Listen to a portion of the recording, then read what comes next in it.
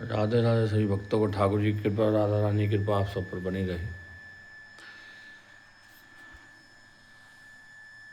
जब भी किसी प्राणी का जन्मदिन होता है, किसी बच्चे का, बड़े का या शादी की सालगिरह होती है, हम अपने घर में उसको धूमधाम से मनाते हैं। परंतु कुछ लोग हैं ऐसे भी जो आज भी भगवान के मंदिर में जाकर मत्था टेक कर भगवान को मीठे का भोग लगाकर जन्मदिन मनाते हैं।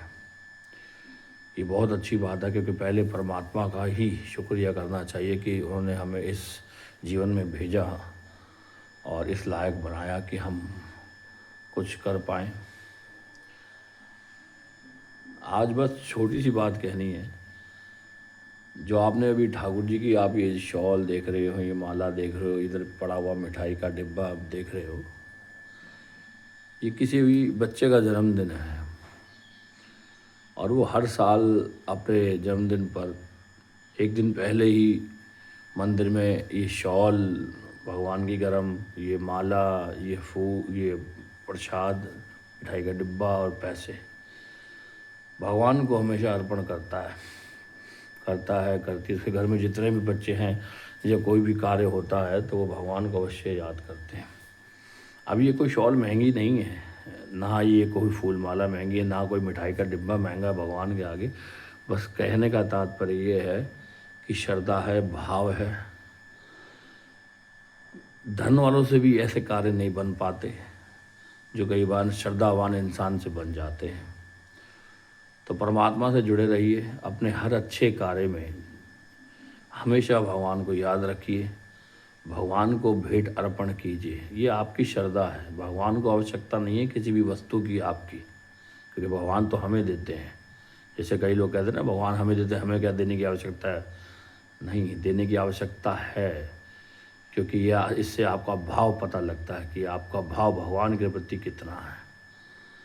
सर्दी में भगवान को शॉल उड़ाना या गर्म कपड़े देना, पोशाक देना, जैसे किसी की पोशाक सिली हुई है हाथ से, जो आप देख रहे हैं, उन्होंने ये पोशाक दी है, भगवान के ऊपर शॉल पहनाया गया है। तो हर एक प्राणी का अपना एक भाव है, बस उसी भाव से भगवान प्रसन्न होते हैं।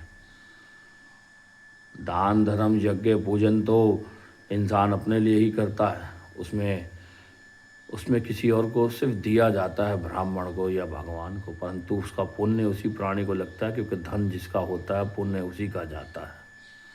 अब चोर अगर किसी के यहाँ चोरी करके यज्ञ करे या हवन कराए या भंडारे लगा दे, तो पुण्य शास्त्र कहता है उसी को जाएगा जिसका वो धन था। तो ये छोटा सा कार्य है, परंतु ये छोटा कार्य भी बहुत बड़ा है, क्योंकि हर किसी से ये कार्य बन नहीं सकता।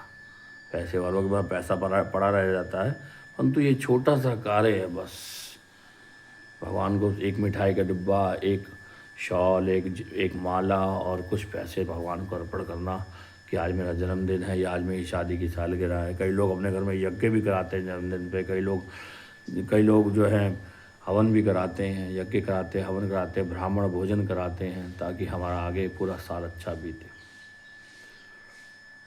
ये वो चीज़ें हैं जो जीवन में बहुत ज़रूरी हैं। जैसे दीपावली पे तो नास्तिक भी पूजा कर लेता है, जय लक्ष्मी मैया कहकर ठीक है ना। इसी प्रकार ये कार्य भी बड़ा ज़रूरी है आप सबके लिए। राधे राधे।